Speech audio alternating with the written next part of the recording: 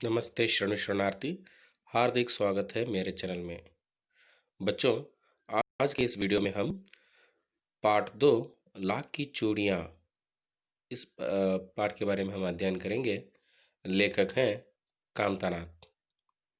बच्चों, आपके आसपास के वातावरण में आपके जो घर के आसपास या कहीं मोहल्ले हो या गली हो, वहाँ पे इस तरह के जो वस्तुएं बनाते हुए आपने देखा होगा। इस तरह की सुंदर-सुंदर जो डलियाँ जो बनाता हुआ, और या सुंदर जो इस तरह की जो बैग जो कहते हैं, जो उसके ऊपर सुंदर कहने जो डिज़ाइन बनाया हुआ जो चित्र आपने देखा होगा। और इस तरह के जो हाथों से बनाते हुए कुछ मिट्टियों के बर्तन या जूते या कपड़ों पर रंगाई करते हुए आपने देखा होगा। और जो बाँस के कपच्चियों से जो यानी इस तरह की जो उनके सीखों से जो डलिया बनाता हुआ, बास्केट बनाता हुआ आपने देखा होगा। और बहुत सारे ऐसे लोग हैं जो अपने विशेष उपकरणों के ज़रिए इस तरह की जो वस्तुएं जो बनाते हुए आपने देखा होगा। और करगा जो हथकरघा चलाते हुए हाथों को भी आपने देखा होगा, जो बिना कोई मशीनों के ज़रिए ये सभी जो कार्य आपने जो देख रहे हैं, जो वस्तुएं बना रहे हैं, यहाँ मशीन का कोई उपयोग नहीं हो रहा है। एक तरह के विशेष उपकरण हैं जो केवल हाथों से ही किए जाते हैं। ये सभी जो है आजकल आपने देखा होगा, इन हाथों के ज़रिए जो काम करने वाले लोग बहुत ही कम दिखाई देते हैं। हाँ, वहाँ यहाँ तो मिल जाते हैं, लेकिन यहाँ पर इस पाठ में भी एक व्यक्ति जो है, जो अपने हाथों से ही जो चूड़ियाँ बनाने का काम वो करता है। वो जो लाख की चूड़ियाँ बनाता है। लाख एक तरह का पदार्थ होता है, जो उससे जो चूड़ियाँ इसको पिघलाकर जो लाख की चूड़ियाँ बनाए जाते हैं। यहाँ पर एक पाठ का मुख्य उद्देश्य है, जो इस तरह के जो हाथों से बनाने वाले जो चीज़ यानी कारीगर जो हैं, वह लोग आजकल बेरोजगार हो गए हैं। किसके कारण? यानी मशीनों के कारण। मशीनों ने इन लोगों का काम जो धंधा जो है पूरी तरह से छीन लिया है। लेकिन फिर भी मशीनों ने जो कुछ भी इनसे भी तेज गति से जो वस्तुएं बनाते होंगे, और उससे भी जो ज़्यादा वस्तुएं बनाते होंगे, लेकिन वो नफासत, वो सुंदरता, वो कारीगरी जो मशीनों में, जो मशीन की वस्तुओं में दिखाई नहीं देती है। जिन लोगों ने हाथों से जो वस्तुएं बनाते हैं, जो सुंदरता से जो डिज़ाइन जो बनाते हैं, जो अपने हाथों से ही जो वस्तुओं को बनाते हैं, वो सुंदरता उसमें वो दिखाई नहीं देती है। आइए हम पाठ का अध्ययन करेंगे।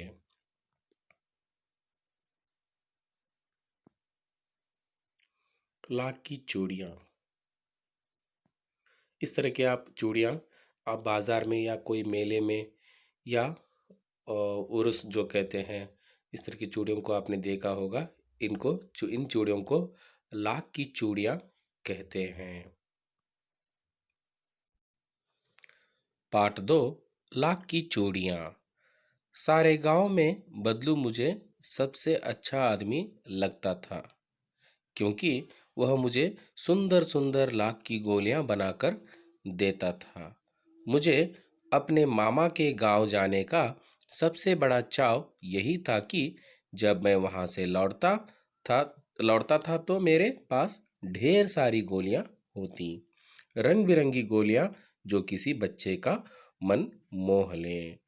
लेखक जो है छुट्टियों के समय, जब छुट्टियां बिताने के लिए अपने मामा के गांव जाता था। मामा का गांव मतलब यानी माँ का जो मायका जो कहते हैं, जो वहां पर जाने के बाद जो वहां पे रहने वाला जो बदलू नाम का जो चूड़ी बनाने वाला व्यक्ति, वह ने लेखक के लिए सुंदर सुंदर लाख की गोलियां, जो बचे कुचे जो चूड़ियां बनाते रहता है, उसमें से जो थोड़ा अवशेष जो बच जाते हैं, जो चूड़ियाँ बनाने में, उपकरण बनाने में थोड़े थोड़े जो बच जाते हैं, उससे वो सुंदर सुंदर लाख की गोलियां बनाकर लेखक को खेलने के लिए दे देता था। तो इससे लेखक बहुत ही खुश हो जाता है ना। बच्चों को ऐसा लगता है, जब कोई जो व्यक्ति जो है कोई वस्तुएं देता है या उनसे प्यार से बातें करते हैं, तो वो बहुत ही अच्छे लगते हैं। वैसे ही यहाँ पर बदलू भी एक अच्छा आदमी लगने लगा था लेखक के लिए। मुझे अपने मामा के गांव जाने का सबसे बड़ा चाव, चाव का अर्थ होता है खुशी, यानी उत्साह जो कहते हैं, या वो खुशी से वो क्यों वहाँ पर जाया करता था, तो क्योंकि वहाँ से लौटने के बाद जो है, यानी वहाँ से जो सुंदर सुंदर लाख की गोलियाँ जो इकट्ठा करके, वो रंग बिरंगी गोलियाँ जो है अपने यानी किसी बच्चे का जो मन जो है वहाँ पर मोह लेने वाले जो गोलियाँ वो लेकर वहाँ से लौटता था। इसलिए वो गांव मामा के गांव जाने के लिए तैयार रहता था। वैसे तो मेरे मामा के गांव का होने के कारण मुझे बदलू को बदलू मामा कहना चाहिए था। अरे वो मामा के गांव, जो मामा का भाई हो जैसे लगता है, तो उसको उसको भी हमें मामा कहना चाहिए था। लेकिन बदलू काका कहा करता था। क्यों? जैसे कि गांव के सभी बच्चे उसे कहा करते थे, क्योंकि गांव के बच्चे तो वहीं पे रहते हैं, तो उनके पिताजी उनके भाई के समान लगते हैं, तो काका कहकर वहाँ के लोग, जो वहाँ के बच्चे जो है बुलाया करते थे। तो सहसा जो उनके बच्चों से बुलाते हुए देखकर लेखक भी बदलू मामा न कहकर बदलू काका कहना शुरू कर दिया, क्योंकि गांव के सभी बच्चे बदलू काका कहकर बुलाया करते थे। उसी नाम से वो बहुत ही मशहूर हो गया था।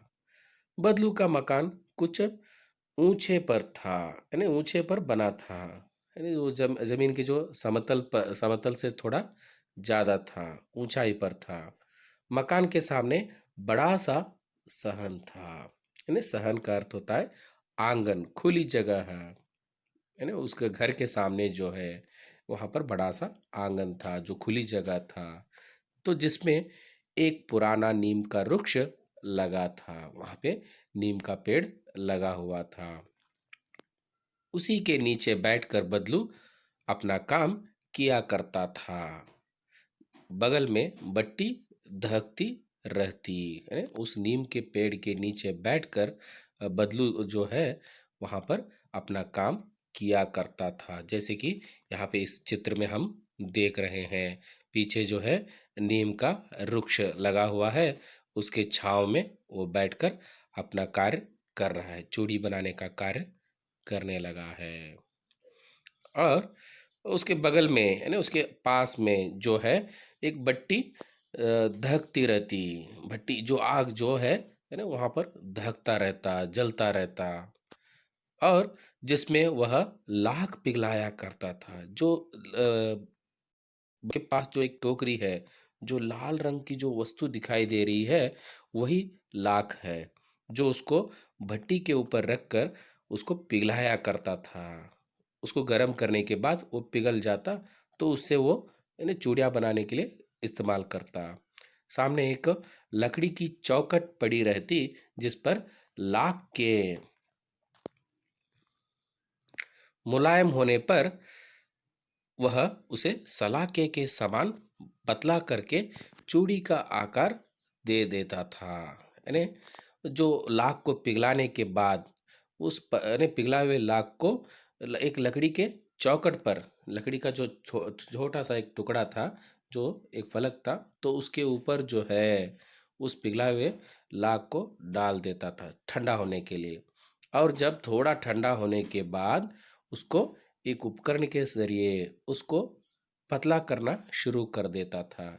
ऐसा जितना पतला कर देता था ताकि वो सलाके के समान, सलाख मतलब यहाँ पर होता है रॉड, जो कैसे वहाँ पे लोहे का जो रॉड जो वहाँ पे उसका आकार रहता है गोलाकार, ठीक उसी प्रकार उसको हाथ से धीरे धीरे धीरे मलते हुए जो सलाके के समान पतला करके, फिर से उसको गरम करके थोड़ा यानी भट्टी में उसको रखकर वापस उसको पिघलाकर थोड़ा सा उसको गर्मी देकर चूड़ी के आकार जो वहाँ पर बना गोलाकार बना देता था। चूड़ी का आकार यानी उस सलाके के सामान जो है उस पिघला हुए लाख को हाथों से मलकर उसे फिर से चूड़ी का आकार दे देता था। जो चूड़ी का आकार कैसा रहता है? गोलाकार, गोलाकार उसको बना देता था, जैसे उस चित्र में दिखाई दे रहा है।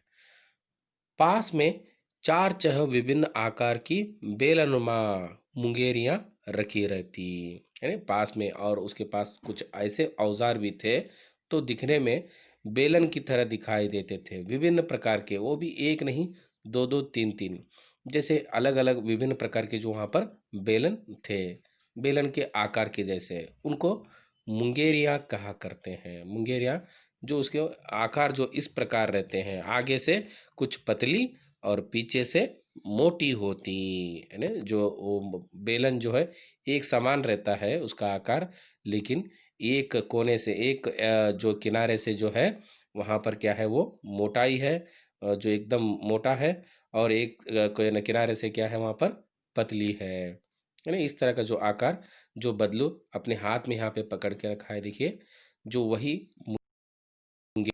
उसको मुंगेरिया कहते हैं। इस तरह के दो तीन मुंगेरिया उसके पास रहते। लाख की चूड़ी का आकार देकर वह उन्हें मुंगेरियों पर चढ़ाकर गोल और चिकना बनाता। यानी मुंगेरी जो है अलग अलग क्यों रहते हैं?